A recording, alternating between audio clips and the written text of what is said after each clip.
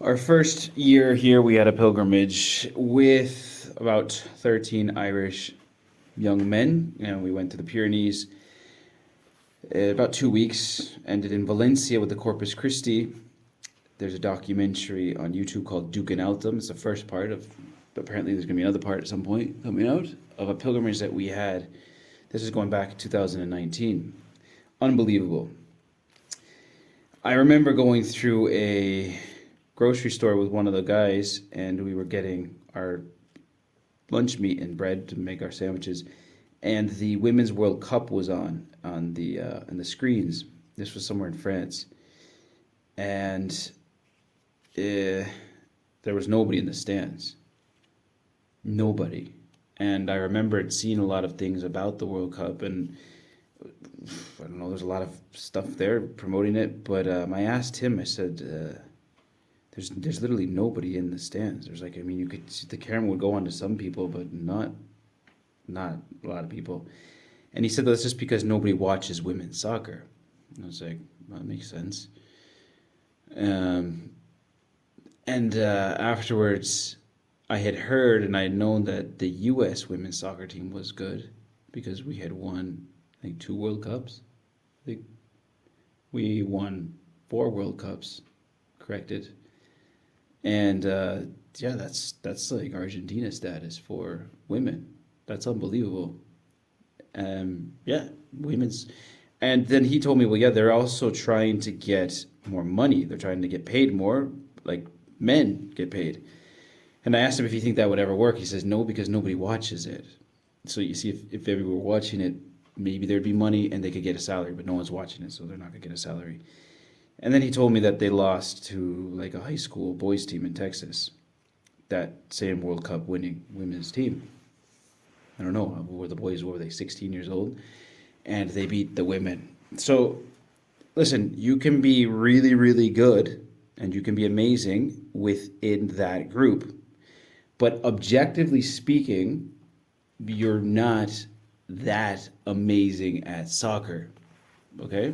Getting a lot of trouble with what I'm saying right now.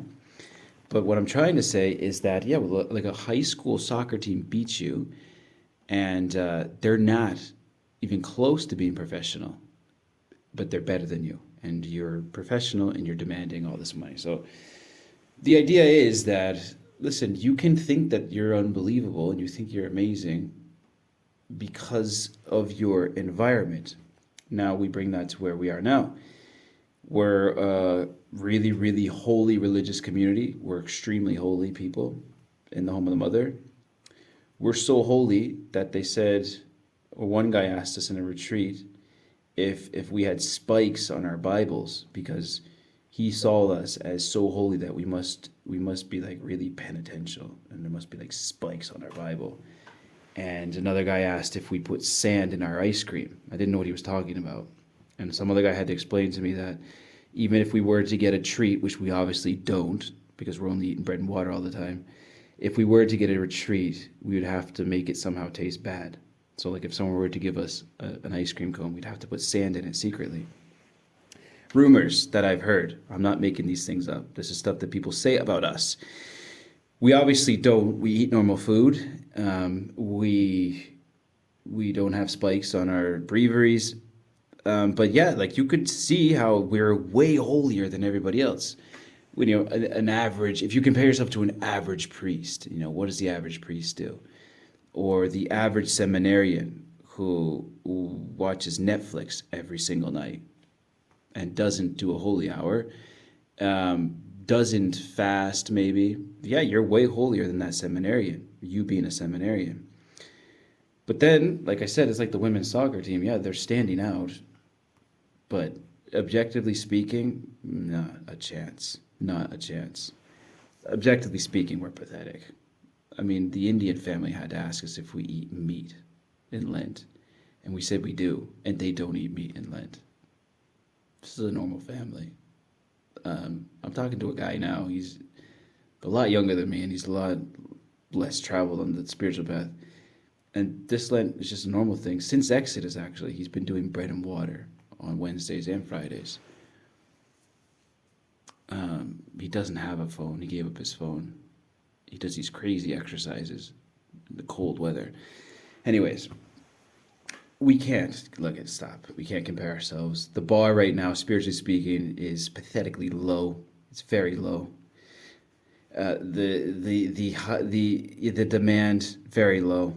We're not demanding. After the Vatican, a lot of things went out the window. I'm not criticizing the Vatican Council, but our Lents, for example, our Lents are very easy. Our Lents are very, you could call it weak sauce. When we give up our things and we're like, wow, this is we're basically just getting to where we should be probably on a normal basis.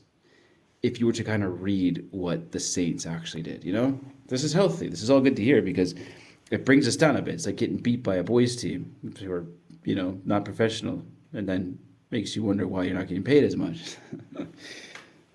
So, Jesus says today in the gospel that we're going to be judged by the Queen of Sheba. Estimate Sheba to Jerusalem when the queen left with her entourage to visit Solomon, bit over 2,500 kilometers. Our pilgrimage that we did was about 3,000 altogether, and we drove. Don't know what that looks like walking. Probably terrifyingly long.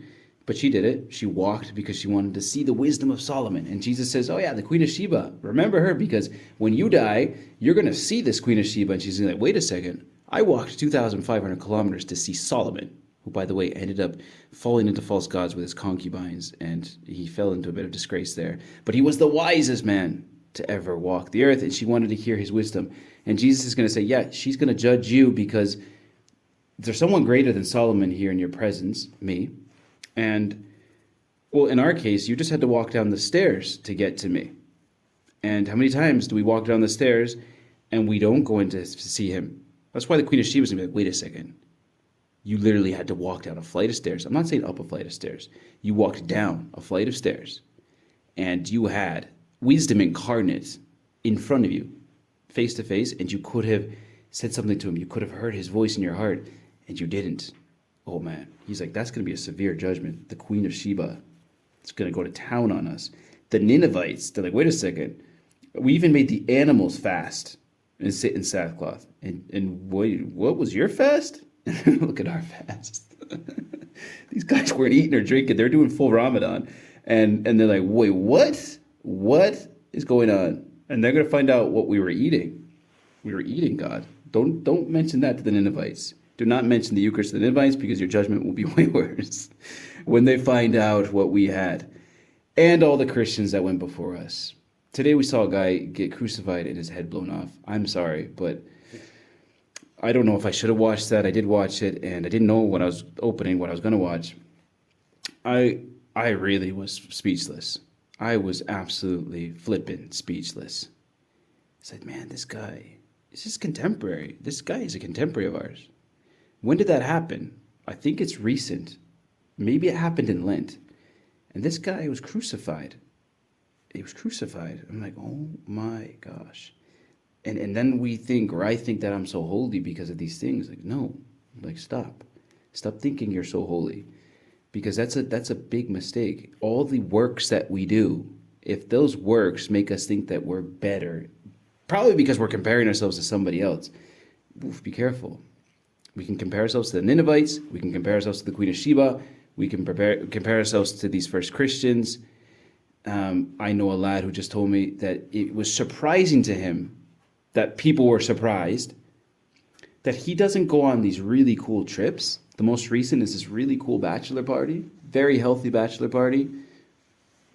There's no women there. And they're going to be kayaking, camping, unreal. But they're going to be 3 days. Weekdays. And he says, I can't go. And he's like, the amount of things, these trips that I have not been able to go on because I'm not going to get daily mass. It's crazy. It's not Sunday mass. It's daily mass. And he says, but don't all Catholics think like that? I'm like, listen, man. No, they don't. But that's a beautiful thing. You see, that kind of stuff is really beautiful, and you don't really hear it because the bar is so low. Anybody would say, come on, you're scrupulous. To stop it. It's daily mass. You're only supposed to go on Sunday, in case you forgot. You see what I'm saying? Like, there's a different level here. There's a different level. And it's good to find that out in Lent, to find out, like the women's soccer team, that, well, maybe we shouldn't be getting paid so much because we're losing to high schoolers. And you start thinking of other examples and seeing other people and say, listen, I have a long ways to go. I have a long ways to go. Maybe I'll start with the quick visits to the chapels just to keep the Queen of Sheba off my back. And started thinking, I've got the presence of Jesus Christ, in our case, in our house. And in a lot of cases of people listening, within walking distance. So that's what we need to be starting to do.